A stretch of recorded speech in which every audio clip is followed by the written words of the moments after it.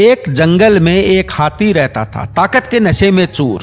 जब भी वो नदी किनारे नहाने जाता, वहां पे एक पेड़ था जिस पे बिया, जो छोटी चिड़िया होती है, वैसा एक पक्षी अपने बच्चों के साथ सहपरिवार रहता था। उस पेड़ को हिलाता और बच्चों को नीचे गिरा देता था।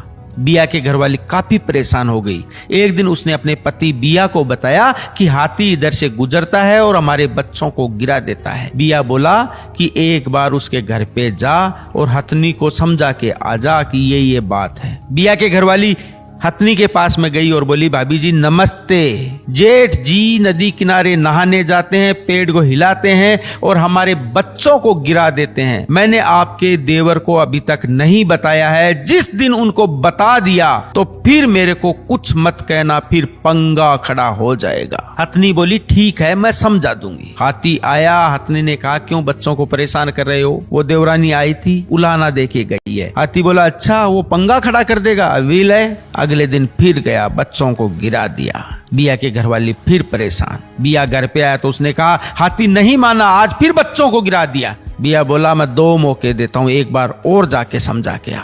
बिया के घरवाली हथनी के पास में गई कि अब की बार मैं लास्ट मौका दे रही हूँ, अब बात आपके देवर करेंगे, अगर ये नहीं माने तो। हथनी ने कहा, ठीक है, मैं फिर समझा दूंगी। हथनी ने कहा, वो छोटे पक्षी हैं, क्यों उन्हें परेशान करते हो? उनके बच्चे नीचे गिर जाते हैं, आपको ऐसा नहीं करना चाहिए। अब की बार वो बोल के गई है कि मैं लास्ट मौका दे रही हूँ। हाथी तो ताकत के नशे में चूर था। वो बोला, अच्छा वो मेरे को लास्ट मौका दे रही है, अब की बार बात। और हाथी फिर घोंसले के पास में पहुंचा और पेड़ को इतनी जोर से हिलाने की कोशिश की, इतने में बिया वहीं पे बैठा था और हाथी के कान में घुस गया।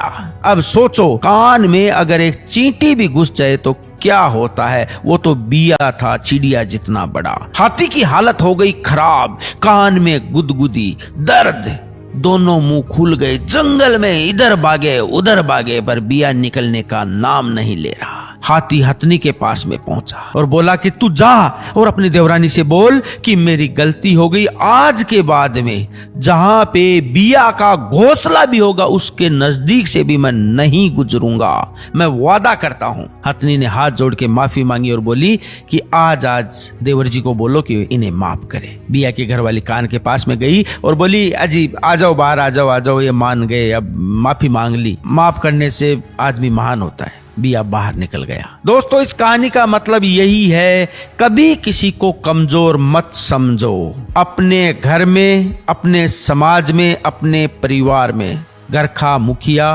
राजा होता है।